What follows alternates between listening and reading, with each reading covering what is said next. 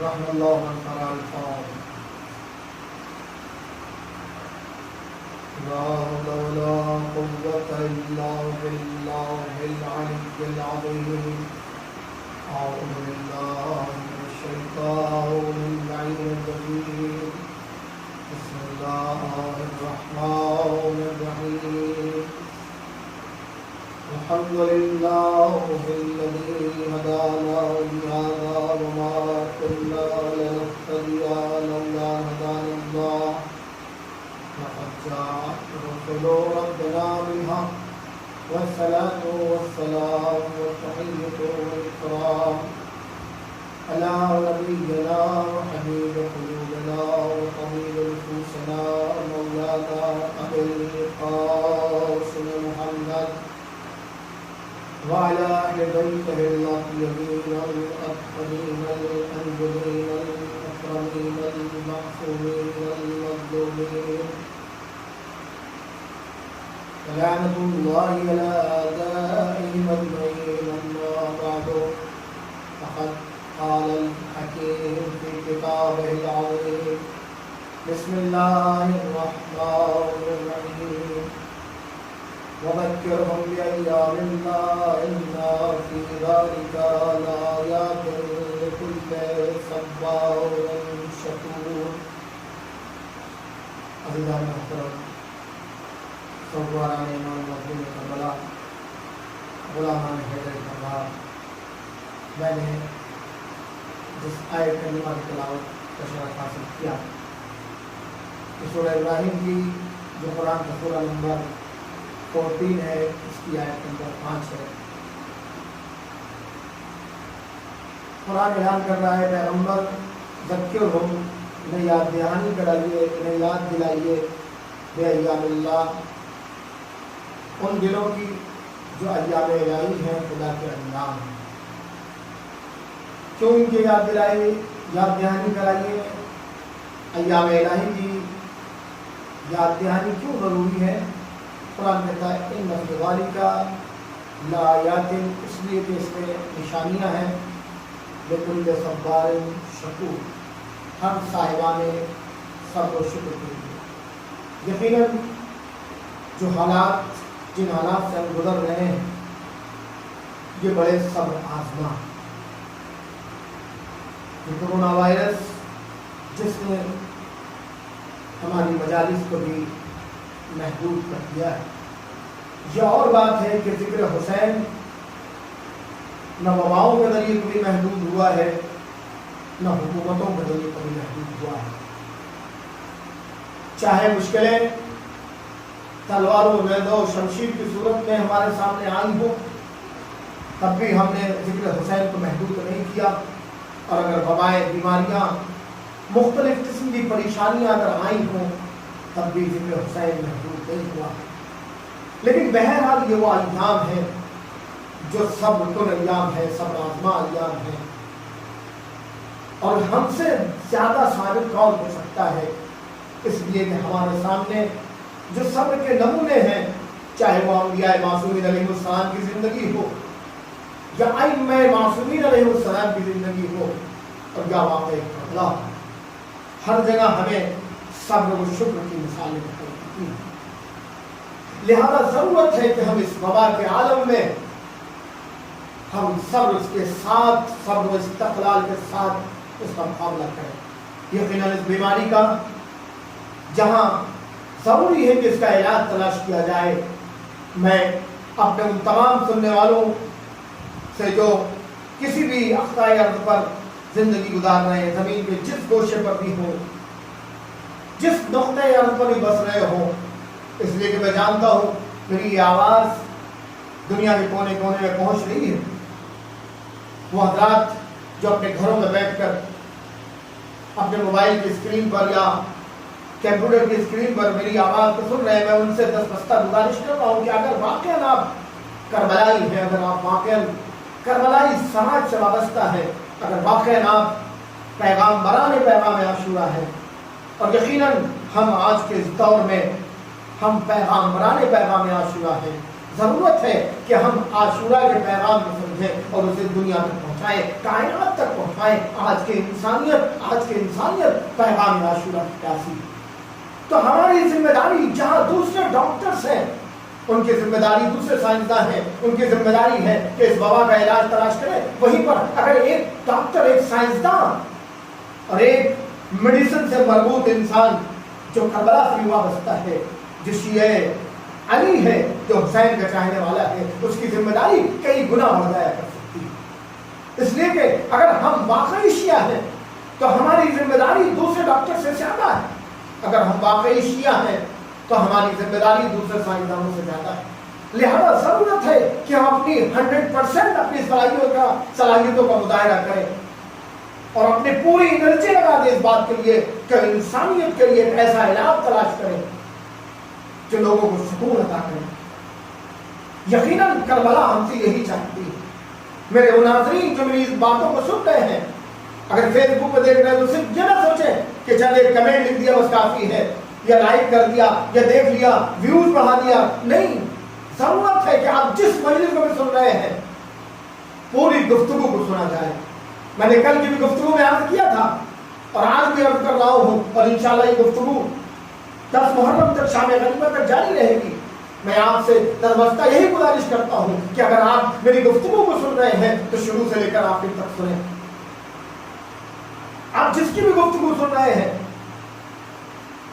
اور پھر اگر گفتگو واقعاً آپ کو دعوت دے رہی ہے کربلا کی طرف، تو آپ کربلا کی طرف آئیں۔ اس لیے کہ کربلا رسموں کا نام نہیں ہے، کربلا منصوبات کا نام نہیں ہے، کربلا صرف چند انسان اپنے کالے کپڑے پہن لے، چند عوامل انجام دے لے، چند نیاز انجام دے لے، بس اس کا نام کربلا نہیں ہے، بلکہ کربلا ایک پیغام انسانیت ہے، کربلا ایک پیغام درس ہے، کربلا زندگی، ہمیں زندگی عطا کرتی، کربلا درس زندگی ہے، کربلا درس وفا ہے، کربلا درس وفا ہے، کربلا سے ہمیں انسانیت ملی۔ میں نے کل عرض کیا تھا کہ اگر آج انسانی سرزمین پر انسانی ویروس زندہ ہے تو یہ کربلا والوں کا صدقہ ہے۔ اگر کربلا والوں نے کل قربانیاں پیش نہ کی ہوتی تو نہ آج انسانیت باقی ہوتی، نہ محبت باقی ہوتی، نہ صفا باقی ہوتا، نہ علم باقی ہوتا، نہ ایجوکیشن باقی ہوتا، کچھ نہ باقی ہوتا۔ یہ کربلا والوں کا صدقہ ہے جو کربلا والوں نے ہمیں دیا۔ لہذا ضرورت ہے میرے نوجوانوں، میرے دوستوں، میرے بھائیوں، میری بہنوں، میری ماؤں، میری بیٹیوں جو گھر میں میری باتوں کو سن رہی ہیں، ضرورت ہے کہ ہم کربلا کے اس پیغام کو سمجھے جو حسین نے دیا تھا، جو زینب اولیاء مقام نے دیا تھا، جو جناب سکینہ نے دیا تھا، جو حضرت عباس نے دیا تھا، جو علی اکبر نے دیا تھا۔ کربلا والوں نے جو پیغام دیا ہے، جس کے لیے اپنی قربانیاں پیش کی ہیں، جس کے لیے اپنے مقدس خون کو سرزمین کربلا میں بہا دیا ہے، ضرورت ہے کہ اس پیغام کو سمجھیں اور اس پیغام کو سمجھ کر ہم پیغام برام عاشورہ بن کر ساری کائنات کو پیغام عاشورہ سے آشنا کریں۔ اسی لیے قرآن نے کہا وذکرہم بایام اللہ۔ یہاں پر میں ایک بات کو اپنے ان بچوں کو مخاطب کر دیے یہ بیان کرنا چاہتا ہوں جو بچے سائنس کا علم حاصل کرتے ہیں، اگرچہ اتنی سائنس تو سبھی جانتے ہیں۔ جب قرآن یہ کہتا ہے وذکرہم بایام اللہ، اے پیغمبر نے آپ ایام الہی کی یاد دہانی کرائیے، تو سوال یہ پیدا ہوتا ہے کہ یہ ایام بنتے کیسے ہیں؟ تو جو بھی اگر جس سے مختصر سے بھی ذرا سے بھی اپنا کبھی وہ سائنس کا طالب علم وہ اتنی بات جانتا ہے کہ یہ دن زمین کی گردش کے عالم وجود میں آتا ہے۔ جب ہماری زمین اپنی گردش کو 24 گھنٹے کے اندر، تقریباً 24 گھنٹے کے اندر مکمل کرتی ہے تو اس سے دن اور رات تشکیل پاتے ہیں۔ زمین کا وہ حصہ جو سورج کی طرف ہوتا ہے وہاں دن ہوتا ہے، زمین کا وہ حصہ جو سورج کی طرف نہیں ہوتا وہاں رات ہوتی ہے۔ یہی وجہ ہے کہ ہندوستان میں جس وقت دن ہوتا ہے امریکہ میں اس وقت رات ہوتی ہے، جس وقت ہندوستان میں رات ہوتی ہے امریکہ میں دن ہوتا ہے، یا دوسرے نقاط عرب میں۔ تو اس کا مطلب یہ ہے کہ یہ دن جو ہے، یہ ایام جو ہے، یہ زمین کی گردش کا رہی نمین رکھتے ہیں۔ اور زمین گردش کیسے کرتی ہے؟ اس کا محرک کون ہے؟ تو اس کا محرک ذات پروردگار خداوند عالم اس کا محرک ہے۔ کائنات کی ہر حرکت اسی محرک کی محتاج ہے، کائنات کی ہر معلول اسی علت اولا کا محتاج ہے، کائنات کا ہر ذرہ اسی کا محتاج ہے۔ انتم الفقراء الی اللہ، सब उसी के साथ सामने, उसी के दस्ते करम के सामने अपने दस्ते सवाल को फैलाए हुए हैं। चाहे वो सूरज हो, चाहे वो जमीन हो, चाहे वो चांद हो, चाहे वो इंसान हो, चाहे वो अजदार हो, चाहे वो हैवानात हो, सब अपने वजूद की भीख उसी से मांगते हैं। वो गनी है, वो बेनियाज है, वो हमें देने वाला है। तो इसका मतलब ये हुआ कि जमीन की गर्दिश रहीने मिन्नत है किसकी? हुक्म परवरदिगार। रात और दिन कैसे बनते हैं? जमीन की गर्दिश की बुनियाद पर, और जमीन की गर्दिश हुक्म परवरदिगार की मोहताज है। तो इसका मतलब ये हुआ कि जो दिन भी बनता है, जो यौम भी बनता है, वो हुक्म परवरदिगार से बनता है। तो जितने भी अय्याम हैं, अभी तो बहुत तवज्जो, आप यहाँ पर थोड़ी देर रुक के मेरी बातों को सुनिएगा कि जब तमाम अय्याम रहीने मिन्नत है जमीन की गर्दिश के, और जमीन की गर्दिश रहीने मिन्नत है हुक्म परवरदिगार की, तो जितने भी अय्याम हैं सब अय्याम इलाही हैं। फिर कुरान क्यों कहता है वज़क्किर बिअय्यामिल्लाह, इन्हें अय्याम इलाही की याद दहानी कराइए। मैंने अर्ज किया था कि अगर ये आयत कल की मजलिस में, अगर ये आयत जो बयान की गई है, ये जनाब नूह के हवाले से बयान की गई है, और इसमें मुफस्सिरीन ने मुसलसल ये कहा है कि इससे मुराद जनाब इब्राहिम दूसरे बन गए जनाब मूसा के सिलसिले में। और मैंने अर्ज किया था कि अगर तारीख़ इंसानियत के तमाम वाक़यात को एक तरफ रखा जाए और वाक़े करबला के उन चंद घंटों को जो रोज़ आशूरा इमाम हुसैन ने जिस समाज को पेश किया था, और जिसके जरिए से पैगाम इलाही को बचाया था, दीन मोहम्मद को बचाया था, जिसके लिए से हुसैन ने अपनी कुर्बानियां पेश की थी, उस वाक़े को एक तरफ रखा जाए तो सब्र शुक्र की जो मिसालें करबला के उन चंद घंटों में दिखाई देती हैं, न अंबिया की जिंदगी में दिखाई देती है, न औलिया की जिंदगी में दिखाई देती है, न तारीख़ इंसानियत के किसी वाक़े में दिखाई देती है। लिहाजा करबला की वाक़या हर साहिबाने सब्र शुक्र के लिए खुदा तक पहुंचने की निशानी। लिहाजा हालात कैसे भी हों, जरूरत है कि हम करबला वालों की कुर्बानियों को याद करें। अज़ीज़ कुरान ने कहा वज़क्किरहुम बिअय्यामिल्लाह, अय्याम इलाही की याद दहानी कराइए। यकीनन वाक़े करबला ये अय्याम इलाही है। इसीलिए हम मुहर्रम में जो मजालिस बर्पा करते हैं, वो इसलिए बर्पा करते हैं कि हम इन मजालिस में अय्याम इलाही की याद को ताज़ा करते हैं। और ये मजालिस, इसका मतलब ये हुआ इस आयत की रोशनी में कि ये मजालिस हुक्म परवरदिगार पर अमल है। चूंकि परवरदिगार ये कह रहा है क्यों हम बिअय्यामिल्लाह, ऐ पैगंबर आप इन्हें अय्याम इलाही की याद दहानी कराइए। तो अब जो लोग फतवे लगाते हैं मुहर्रम की मजालिस पर, उन्हें सोचना चाहिए कि ये शिया जो भी हुसैन का चाहने वाला है, जो मजालिस बर्पा करता है, वो मजालिस अपनी जात के लिए नहीं है, बल्कि ये हुक्म परवरदिगार पर अमल है, ये कुरानी हुक्म पर अमल है। इसलिए जो कुरान कह रहा वज़क्किरहुम बिअय्यामिल्लाह, और अय्याम इलाही की जब तफसीर की जाएगी तो करबला की अय्याम सबसे ज्यादा हमें खुदा की याद दिलाते हैं। हुसैन ने कुर्बानी इसलिए नहीं पेश की थी कि हुसैन का तज़किरा बाकी है। हुसैन ने कुर्बानी इसलिए नहीं पेश की थी कि हुसैन ये चाहते थे कि लोग हमारी मजालिस बर्पा करें। नहीं, हुसैन की निगाहों में तो सिर्फ ज़ात परवरदिगार थी। इसलिए कि हुसैन ने ऐलान किया था मादा वजदा मन फक़दक, ए मेरे परवरदिगार, जिसने तुझे खो दिया उसने क्या पाया, और जिसने तुझे पा लिया उसने क्या खोया। हुसैन की निगाहों में अगर इंसान सारी दुनिया खो दे लेकिन खुदा मिल जाए तो उसने सब कुछ पा लिया। और हुसैन ये कहते हैं कि अगर इंसान को तमाम कायनात की दौलतें दे दी जाए लेकिन उसकी उसका दिल उसका कल्ब मोहब्बत इलाही से खाली हो तो वो फकीर बहन है, उसके पास कुछ नहीं है। इसलिए इमाम हुसैन ने फरमाया इलाही लगत खामा मन रज़ियल्लाहु, वो इंसान नामुराद है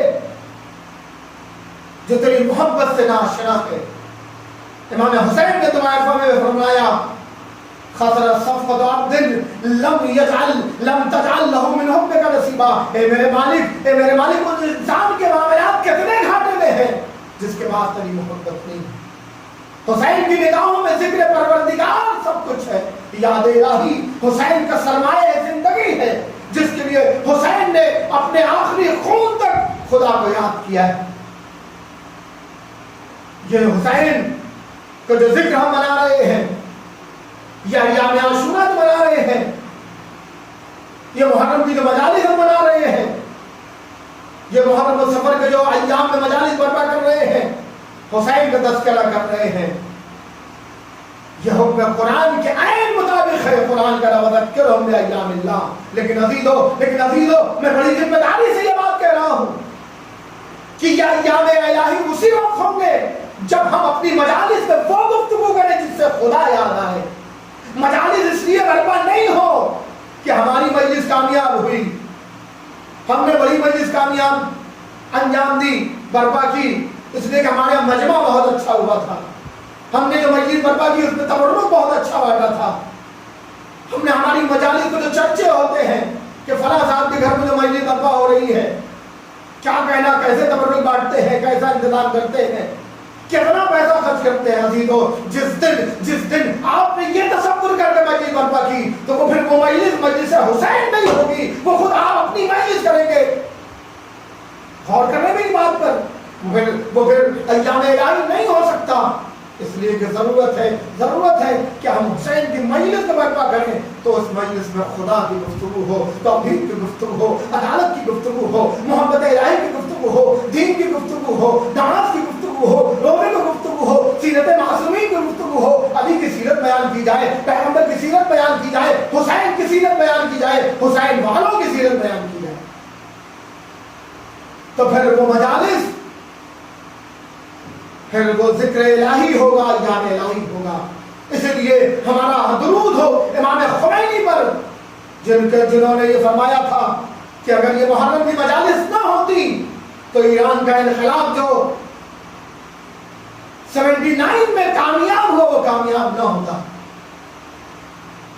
امام خمینی کہتے ہیں 1979 میں ایران کا اسلامی انقلاب جو کامیاب ہوا اس کی بنیاد کہ یہ مجالس سے عقیدو، یہ مجالس معمولی نہیں ہے، یہ آنسو معمولی نہیں ہے، آپ انہیں معمولی نہ سمجھیے گا، یہ نہ سمجھے کوئی دنیا کہ یہ آنسو تو صرف پانی ہے، نہیں ہے تو پانی کے مگر آگ لگا دیتے ہیں۔ یہ ستمکاروں کے ستم کو آپ سوچیں 2500 سال پرانی سلطنت جو ایران میں قائم تھی، کس نے اسے اکھاڑ پھینکا؟ یہ وہ مجالس تھی جس نے اکھاڑ پھینکا۔ یہ مجالس جو ظلم و ستم کے سامنے آنکھوں سے آنکھیں ملا کر گفتگو کی جاتی ہے۔ کیوں گفتگو کی جاتی ہے؟ اس لیے کہ یہاں پر خدا کا ذکر کیا جاتا ہے۔ اور یہاں پر مجالس کے حوالے سے ایک بات جو بہت بڑی عظیم بات ہے، آپ ذرا توجہ کریں گے، اس کو میں پیش کرنا چاہتا ہوں۔ اس مجالس کے حوالے سے قرآنی گفتگو کے انداز سے قرآن کہتا ہے وذکرہم، جہاں قرآن کہتا ہے وذکرہم بایام اللہ، وہیں قرآن کہتا ہے فاذکرونی اذکرکم، تم مجھے یاد رکھو میں تمہیں یاد رکھوں گا۔ خدا کیا کہہ رہا ہے؟ کس سے کہہ رہا ہے؟ اپنے بندوں سے کہہ رہا ہے۔ کیا کہہ رہا ہے؟ تم مجھے یاد رکھو میں تمہیں یاد رکھوں گا۔ کیا اگر ہم خدا کو یاد رکھیں گے تو خدا کو کوئی فائدہ ہے؟ جناب اگر آپ خدا کو یاد رکھیں گے، میں خدا کو یاد رکھوں گا تو خدا کو کوئی فائدہ نہیں پہنچنے والا ہے، بلکہ خود ہماری زندگی میں چینج نہیں آئے گی، اور اس کا فائدہ ہمیں دنیا اور آخرت دونوں جگہ ہوگا۔ تو یاد الہی زندگی ساز ہے، کردار ساز ہے۔ ہماری کردار سازی کے لیے خدا کی یاد بنیادی چیز ہے۔ تو ضرورت ہے کہ ہم خدا کو یاد رکھیں، لیکن کیسا کریم ہے ہمارا پروردگار جو ہم سے یہ کہہ رہا ہے فاذکرونی اذکرکم، تم مجھے یاد رکھو میں تمہیں یاد رکھوں گا۔ اب ذرا یہ سوچیں، جو لوگ مجالس میں گفتگو کرتے ہیں بعض وقت، میں ان کی بھی بات کر رہا ہوں جو یہ کہتے ہیں مجالس بدعت ہیں، میں ان کی بھی بات کرتا ہوں جو مجالس میں پابندی لگاتے ہیں، اور میں ان کی بھی بات کرنا چاہتا ہوں جو سوچتے ہیں کہ مجالس ہم نے برپا کی۔ قرآن کیا کہہ رہا ہے؟ فاذکرونی، ابھی تو بات توجہ، فاذکرونی اذکرکم، تم مجھے یاد رکھو اور میں تمہیں یاد رکھوں گا۔ اب ذرا حسین کی زندگی پر نگاہ ڈالو، کہاں ہیں وہ لوگ جو یہ سوچتے ہیں کہ مجالس پر پابندی ہم لگا سکتے ہیں؟ کہاں ہیں وہ فکریں یہ جو سوچتی ہیں کہ ہم تخت و تاج کے ذریعے، دولت و نخوت کے ذریعے، مال و زر کے ذریعے इजाजत पर पाबंदी लगा सकते हैं। उन्हें देखना चाहिए कि कुरान में फज़कुरूनी अज़कुरकुम, हुसैन ने अपनी जिंदगी में खुदा को कैसे याद किया। हुसैन ने अपने खून के आखिरी कतरे तक खुदा को याद रखा। तन्हाई में जिंदगी गुजार रहे हैं, खुदा याद है। घर की जिंदगी में खुदा, मस्जिद की जिंदगी में खुदा, बाहर निकलते हैं खुदा, दोस्तों में खुदा, हर जगह हुसैन सिर्फ खुदा को याद रखते हैं। अजीजों, अब ये इलाही वादा है, ये इलाही वादा है जो कुरान ने किया था कि तुम मुझे याद रखो, मैं तुम्हें याद रखूंगा। अब देखें कि हुसैन ने खुदा को याद रखा। किस तरह याद रखा? क्या गर्दन कट गई लेकिन खुदा याद रहा। हुसैन आखिरी खून के कतरे तक खुदा को याद रखते रहे। अभी तो मैं बहुत तवज्जो, मैं एक जुमला और ज़हमत तमाम कर रहा हूँ कि इमाम हुसैन ने खुदा को याद रखा, अपने खून के आखिरी कतरे तक याद रखा। खुदा ने कहा कि तुम मुझे याद रखते हो, तब हुसैन चूंकि बंदे हैं और बंदा कितना बड़ा भी हो जाए लेकिन वो खुदा के सामने महदूद है। अब खुदा ने अपनी महदूद कुदरत के साथ हुसैन ने अपनी महदूद कुदरत के साथ खुदा को याद रखा। अब खुदा जब हुसैन को याद रखेगा तो खुदा की सल्तनत किसी एक नुक्ते याद पर नहीं है, जमीन के किसी एक नुक्ते पर नहीं है। अब अगर आप हुसैन की मजालिस जमीन के हर गोशे में बर्पा हो रही है तो इसका मतलब ये है कि ये मजालिस खुद हुसैन का मिशन नहीं बल्कि इलाही मिशन है। इसलिए कि हुसैन ने चूंकि खुदा को याद रखा है, अब खुदा हुसैन को याद रखना चाह रहा है, खुदा हुसैन को याद रख रहा है, तो जमीन के गोशे पर या हुसैन की सदा बुलंद हो रही है। इसका मतलब ये हुआ कि ये मजालिस या हुसैन इलाही मिशन है जो खुदा कायम कर रहा है। अब दुनिया की कोई ताकत चाहे मजालिस को रोक सकती है, नहीं रोक सकती। क्यों? इसलिए कि ये मजालिस इलाही मिशन है। और यहीं पर मैं रोक कर एक बात कहना चाहता हूँ कि आप याद रखिए कि अगर जिक्र खुदा की बात आए तो समझिए ये हुसैनी मिशन है, और जिक्र हुसैन की बात आए तो समझिए इलाही मिशन है। अब अगर तुम हुसैनी हो तो खुदा को याद रखो, और अगर तुम खुदा परस्त हो तो हुसैन को याद रखो। जिक्र हुसैन और जिक्र खुदा लाजिम मंजूम है। नामुमकिन है कि कहीं जिक्र हुसैन हो और जिक्र खुदा न हो। ये भी इसी तरह ये भी मुहाल है कि कहीं जिक्र इलाही हो लेकिन जिक्र हुसैन न हो। इसलिए के जिक्र हुसैन इम्तिदाद जिक्र इलाही है। इसलिए कि हुसैन का तज़किरा खुदाई तज़किरे का एक शाख है जो आगे बढ़ रही है। अगर खुदा की याद जिक्र के लिए शजर का जड़ का काम करती है, असल है, तो हुसैन का जिक्र और जिक्र का फर और शाख है। हुसैन ने अपनी जिंदगी में खुदा को याद रखा है, और हुसैन का मिशन यही था कि याद इलाही को बढ़ाया जाए।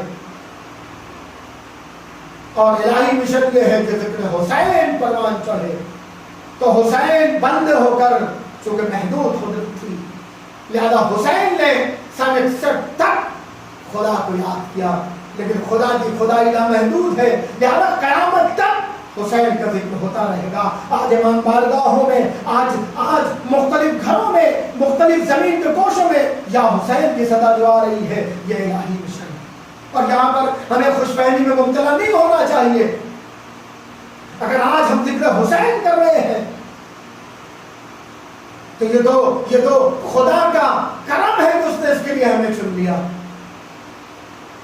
वरना अगर वो चाहता तो हुसैन के जिक्र को दरख्तों के हवाले कर देता, दरगाहों के हवाले कर देता, पहाड़ों के हवाले कर देता, जिन्नातों के हवाले कर देता, फरिश्तों के हवाले कर देता, सब जिक्र हुसैन करते। ये तो खुदा का एहसान है कि उसने हुसैन के अजीम जिक्र के लिए हमारा इंतखाब किया। लिहाजा हमें सब्र के साथ शुक्र भी अदा करना चाहिए। परवरदिगार, तूने हमें जिक्र हुसैन की तौफीक दी कि हम आज अपने घरों में हुसैन का जिक्र कर रहे हैं, या किसी भी तरह से हुसैन के जिक्र से वाबस्ता है। तेरा लाख लाख शुक्र कि तूने हमें इंतखाब किया। बस अजीजों, मैंने आपकी ज़हमत तमाम की, इसलिए कि सोशल मीडिया में अब इससे ज्यादा बात नहीं की जा सकती। لہذا آپ یہ سمجھیں کہ اگر آپ ذکر حسین کر رہے ہیں تو یہ الہی مشن ہے اور ذکر خدا حسینی مشن ہے۔ آج 2 محرم ہو گئی، ابھی تو یہ 2 محرم تاریخ کربلا میں بڑا عظیم ہے۔ یہی وہ دن ہے جس دن نبی گنواسا فاطمہ کا لاڈلا علی کا تخت جگر زینب کا ماجایا سرزمین کربلا کو پہنچا۔ ابھی تو جب حسین کا یہ قافلہ تو مدینے سے مکے اور مکے سے کوفے کی طرف بڑھ رہا تھا، اور منزل شراف جو کوفے اور کربلا کے درمیان ایک جگہ ہے، وہاں امام حسین نے اپنے ساتھیوں سے کہا کہ یہاں سے پانی کی مقدار زیادہ لے لو،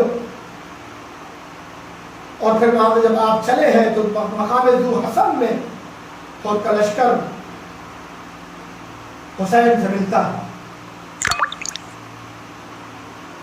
حسین سے ملتا ہے وہ لشکر مقام ذو حسن میں حسین سے خود کا لشکر ملتا ہے۔ پیاس سے جاں بلب ہے، گھوڑے پیاسے ہیں، سواریاں پیاسی ہیں، خود سوار پیاسے ہیں، 1000 کا لشکر ہے، کس لیے آیا ہے؟ حسین کو گرفتار کرنے کے لیے آیا ہے۔ لیکن پیاس سے جاں بلب ہے۔ آپ سوچیں ایسے موقع پر تو دنیا کے جو ارباب حکومت ہے وہ ایسی فوجوں سے ٹکرانا چاہتے ہیں جو پیاس سے جاں بلب ہو، بلکہ بسا اوقات لشکروں سے مقابلے کے لیے ان پر سب سے پہلے ان کی اقتصادی ناکہ بندی کی جاتی ہے۔ یہی دستور ہر دور میں رہا ہے، یہی دستور امیر شام معاویہ بن ابی سفیان نے بھی مولا کائنات کے لشکر کے مقابل میں جنگ صفین میں کیا تھا، اور یہی دستور یزید کی فوجوں نے بھی کیا تھا۔ لیکن ساتھ یہ کوثر کے لال نے جب دیکھا کہ وہ لشکر جو آپ کی گرفتاری کے لیے آیا ہے، جو آپ کے قتل کے ارادے سے آیا ہے، وہ اس قدر پیاسا ہے کہ اگر تھوڑی دیر اور پانی نہ ملے تو اس کا کام یوں ہی تمام ہو جائے گا۔ لیکن حسین نے جو منزل شراب میں پانی اکٹھا کیا تھا، جمع کیا تھا، جبکہ حسین کو پتا تھا آنے والے ایام میں عراق کی اس سرزمین پر، عرب کے اس چٹیل میدان میں جب پانی کی ہر جگہ قلت تھی، پانی کی ضرورت پڑے گی، لیکن ساقی کوثر کے لال نے دشمن کو پانی پلا کے ہمیں بتایا کہ دیکھو اپنے عزیز الاشترار، اپنے پڑوسی اور اپنے محلے والے کیا ہے، اگر دشمن بھی پیاسا ہے تو پھر پانی پلا۔ یقیناً اس حسین کو ماننے والے جس نے اپنے دشمن جو حسین کے قتل کے ارادے سے آیا تھا، جو آپ کو گرفتار کرنے کے ارادے سے آیا تھا، حسین نے اسے پانی پلا دیا۔ تو اب کیا ہم اپنے پڑوسیوں کو بھول جائیں، اپنے رشتہ داروں کو بھول جائیں، اپنے عزیزوں کو بھول جائیں اور حسینی خود کو کہنا ہے؟ کربلا کے ایک ایک واقعے میں پوری انسانیت کے لیے درس ہے، درس عبرت۔ ضرورت ہے کہ ہم درد کو سمجھیں اور دنیا کو پہنچائیں۔ حسین نے پورے لشکر کو پانی پلایا۔ روایت کے الفاظ ہے، تاریخ بتاتی ہے کہ حر کے لشکر کا ایک شخص تھا جس کا نام تھا علی بن طلحان، وہ خود بیان کرتا کہ میں اتنا پیاسا تھا، پیاس سے میرا عالم یہ تھا کہ میں اپنے ہاتھوں سے پانی کا پیالہ پکڑ نہیں سکتا تھا، اور جب میں پانی اپنے پیالے میں لے رہا تھا اور پینا چاہتا تھا کہ میرے ہاتھ سے پیالہ چھوٹ جاتا تھا۔ اللہ اکبر! اس منظر کو فرزند زہرا نے دیکھا۔ حسین اٹھ کر خود اس دشمن کے پاس جاتے ہیں، جو طلحان کے پاس جاتے ہیں۔ خود دشمن نے یہ بیان کیا ہے جو تاریخ میں موجود ہے کہ حسین جاتے ہیں، ساقی کے کوثر کا لال خود اپنے ہاتھوں سے دشمن کو پانی پلاتے ہیں، اور پھر پانی پینے کے بعد اگرچہ حسین کے صحابی نے یہ کہا تھا مولا اس وقت دشمن سے لڑ لینا آسان ہے، حسین نے آواز دی کو ہم لڑنے کے لیے نہیں آئے ہیں، ہمیں قربانیاں پیش کرنی۔ غلط سمجھتے ہیں وہ لوگ، میں انشاءاللہ گفتگو کروں گا اس پر آئندہ مجالس میں، آپ لوگ ضرور آئندہ مجلس کو بھی انشاءاللہ ضرور دیکھیں گے، میں وہاں پر گفتگو کروں گا تاریخی حوالے سے۔ وہ لوگ غلط سمجھتے ہیں جو سمجھتے ہیں کہ حسین کسی جنگ کے لیے گئے تھے، نہیں، حسین روز اول یہی کہہ رہے ہیں کہ میں قربانیوں کے لیے جا رہا ہوں۔ حسین کا یہ جملہ آج بھی ہمیں دعوت فکر دے رہا ہے۔ حسین آواز دیتے ہیں اما تری ان الحق لا یغلب وان الباطل لا يتناهى، کیا تم نہیں دیکھتے ہو کہ حق کا عمل نہیں ہو رہا ہے، باطل سے نہیں روکا جا رہا ہے۔ فللمؤمن، لہذا مومن کے لیے ضروری ہے کہ وہ تیار ہو جائے ملاقات پروردگار کی۔ حسین روز اول سے ہی کہہ رہے ہیں کہ ہم قربانیوں کے لیے جا رہے ہیں، اور حسین قربانیوں کے لیے آگے بڑھ رہے تھے۔ بس جلدی جلدی میں آپ کی رحمت تمام کر رہا ہوں۔ امام حسین نے پانی پلانے کے بعد جب وقت ظہر ہو جاتا ہے، اور امام حسین نے ان سے کہا کہ تو اپنے لشکر کے ساتھ نماز پڑھے گا یا میرے ساتھ نماز پڑھے گا؟ اور اتنا جانتا تھا کہ فرزند زہرا کی امامت میں اگر نماز پڑھی جائے گی تو میری نماز قبول ہوگی، اور اپنے لشکر کے ساتھ حسین کے ابتدا میں نماز پڑھتا ہے۔ اور اس کے بعد امام حسین وہاں سے نکلنا چاہتے ہیں، کوفے کی طرف بڑھنا چاہتے ہیں کہ روکنا چاہا اور حسین کے نظام فرض پہ ہاتھ ڈال دیا۔ حسین نے جملہ کہا، آپ نے فرمایا سکرت کا امت، اور کلمات رقم میں بیٹھے۔ عزیزو، شاید کوئی یہ سوچے کہ حسین نے یہ جملہ کیوں کہا۔ حسین کا یہ جملہ خود حسین کو متوجہ کرنے کے لیے تھا، اس لیے کہ حر نے فوراً ہی آپ کو یہ جواب دیا کہ یا حسین، اگر آپ کی ماں جناب فاطمہ نہ ہوتی تو میں بھی جواب دیتا۔ حسین متوجہ کرنا چاہتے تو حر کو اس جملے کے ذریعے سے کہ حر سمجھ لے کہ حسین کون ہے۔ امام حسین نے اس جملے سے حر اس نقطے کی طرف متوجہ ہوا کہ حسین کون ہے، کہ حسین نبی کی اکلوتی بیٹی فاطمہ بنت محمد کا بیٹا، حسین نواز رسول ہے۔ حسین کا یہ جملہ حر کے لیے کارگر ثابت ہوا، اور حسین نے اب حر نے سوچنا ہی شروع کیا۔ اب حر اسی وقت سے بے چین تھا۔ بس ہمارے وقت میں گنجائش نہیں لیا تھا، میں جلدی جلدی اس بات کو اپنی مکمل کرنا چاہتا ہوں۔ اب یہاں سے حر نے کہا کہ حسین، آپ کوفے کی طرف نہیں جا سکتے ہیں، میں آپ کے ساتھ اس وقت تک رہوں گا جب تک کہ عبید اللہ بن زیاد کا کوفے سے میرے پاس خط نہ آ جائے۔ اس لیے کہ عبید اللہ زیاد نے یہی کہا ہے کہ تم حسین کو کسی جنابوں کو، اور پھر کوفے سے عبید اللہ بن زیاد کا جو خط آیا وہ یہی آیا کہ حسین کو کسی ایسی جگہ پر روکا جائے جہاں پانی نہ ہو۔ آپ سوچیں کہ حر کے لیے یہ معاملہ، یہ مرحلہ آسان نہیں ہوگا، اس لیے کہ ابھی حسین نے پانی پلایا تھا، اور اسی لیے پانی پلایا تھا تاکہ حسین یہ بتانا چاہتے تھے کہ دیکھو حسین کس زمین کے ساتھ، کس بلند ظرفی کے ساتھ دشمن کا مقابلہ کر رہا ہے۔ حر نے روکا اور بات بڑھتی گئی، اور کوفے سے فوجوں میں فوجیں آنے لگی۔ صرف 72 بھوکے پیاسے انسانوں کے لیے 30,000 کا لشکر آ گیا۔ اللہ اللہ، روز عاشورہ آئی، حر ہے جو بے چین ہے اپنے لشکر میں۔ 2 محرم کو حر کا مسائل پڑھا جاتا ہے، حر ہے جو بے چین ہے۔ جہاں تک حر جاتا ہے عمر سعد کے پاس، یہ عمر سعد جو سعد بن وقاص کا بیٹا ہے۔ عمر سعد کا واقعاً حسین سے لڑائی ہوگی، عمر سعد کہتا ہے یقیناً حسین کے ساتھ لڑائی ہوگی، جنگ ہوگی، فرزند زہرا کو شہید ہم کر دیں گے۔ اللہ اکبر۔ اب حر بے چین ہے، حر پریشان ہے کہ ایک مرتبہ حر سے نزدیکی، حر کا نزدیکی ایک فوجی حر سے کہتا ہے کہ حر کیا ارادہ ہے، کیا تم حسین سے لڑنے کے لیے آگے بڑھ رہے ہو؟ کیا دیکھتا ہے کہ حر کا پورا بدن کانپ رہا ہے، حر بے چین ہے۔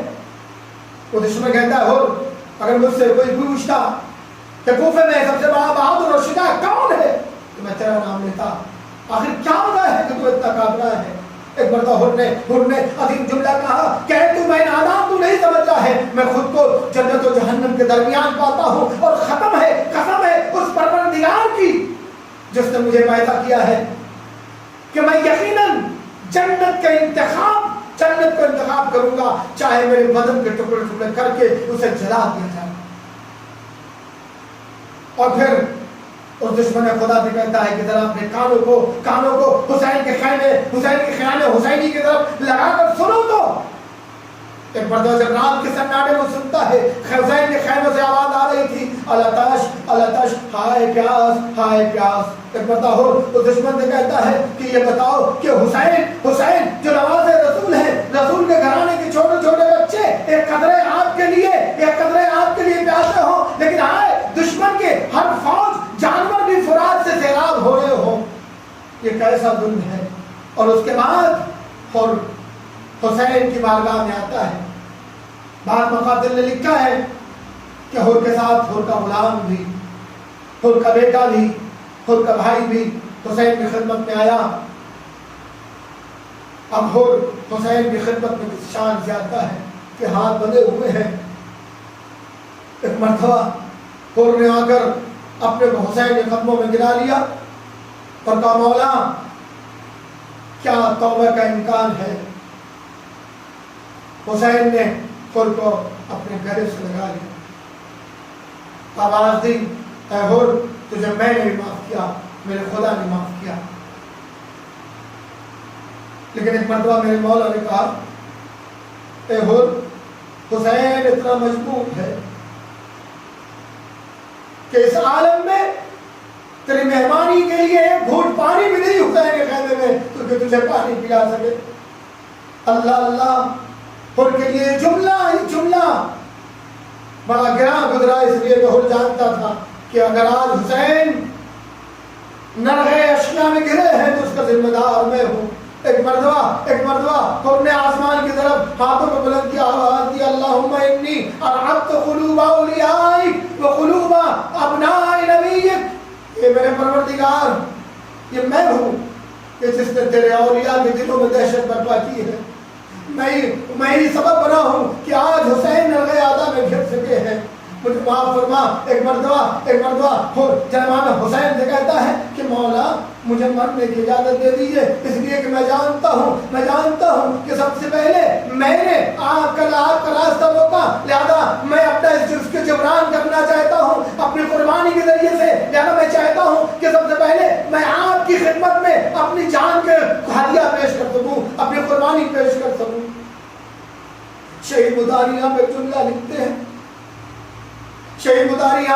لکھتے ہیں، وہ کہتے ہیں کہ حر جتنا بے چین تھا اپنی قربانی کے لیے، شاید یہ وجہ یہ رہی ہو کہ حر یہ چاہتے تھے کہ جلد سے جلد حسین سے اجازت لے کر مقتل میں آئے، اپنی قربانی کا نذرانہ پیش کر دے، اس لیے کہ حر یہ نہیں چاہتا تھا کہ کہیں خیمے سے کوئی بچہ نکلے اور ایک مرتبہ حر کو دیکھے کہے کہ اسی نے ہمیں اس نرغے آدھا میں، ہم اسی شخص کی وجہ سے اس نرغے آدھا میں گھرے۔ لہذا حر اتنا شرمندہ تھا کہ جلد سے جلد اجازت لینا چاہتا تھا۔ اللہ حر نے اجازت دی، مقتل کی طرف آیا، وہ جنگی جس کی مثال نہیں، لیکن ایک مرتبہ حسین کو آواز دی یا ابا عبداللہ ادرکنی، ارے حسین جس طرح حبیب کی شہادت میں پہنچے تھے، جس طرح ذوالفقارین کے جنازے میں پہنچے تھے، جس طرح عباس کے جنازے میں پہنچے تھے، جس طرح بنی ہاشم کے جنازے میں پہنچے تھے، اسی طرح حر کے جنازے میں بھی پہنچے، حر کی جگہ بھی پہنچے۔ ایک مرتبہ گئے اور حر کے سر کو اپنے دھانوں میں رکھا، فرزند زہرا نے ان کی پیشانی سے، ان کے چہرے سے خواب صاف کرنا شروع کیا، پیشانی پر رومال باندھا۔ ایک مرتبہ حسین نے پھر حر کی ماں کو مخاطب کیا، آواز دی اے حر تیری ماں نے کتنا اچھا تیرا نام رکھا ہے حر، تو دنیا میں بھی آزاد ہے، آخرت میں بھی آزاد ہے۔ میں کہوں گا مولا ابھی چند لمحوں کے بعد آپ کو قربانیاں پیش کرنی پڑیں گی، ارے جب عباس کے جنازے کو آپ نہ لا سکیں گے، لیکن حسین نے حر کے جنازے کو اٹھایا، خیمے کی طرف لے کر آئے، بیویوں میں غورام برپا ہوا، بدآخری جملہ زحمت تمام۔ ارے جب 10 محرم کی شام کو ارے فوج یزید نے حسین کے جنازوں پر گھوڑے دوڑانا شروع کر دیا، قبیلہ آ جاتا ہے اور کہتا ہے کہ اے فوج اشقیا، ہم اپنے سردار کے جنازے کو پامال نہ ہونے دیں گے۔ ارے یہ بات کسی نے زینب کو بتائی، زینب نے مدینے کو رخ کیا، آواز دی اے رسول اللہ یا جدہ، ارے قبیلے والے حور کے جنازے کو بچا لے گئے، لیکن آئے آپ کا نواسا سرزمین کربلا پہ گھوڑوں کی ٹانگوں سے پامال کر دیا گیا۔ انا للہ و انا الیہ راجعون۔ سیعلم الذین ظلموا ای القلب ینقلبون۔ پروردگار ہماری اس مجلس کو قبول فرما، پروردگار جلد ہمیں کورونا وائرس سے نجات دلائے، پروردگار جہاں جہاں بھی شیعہ حیدر کرار ان کی حفاظت فرما۔ اللہم صلی علی محمد و علی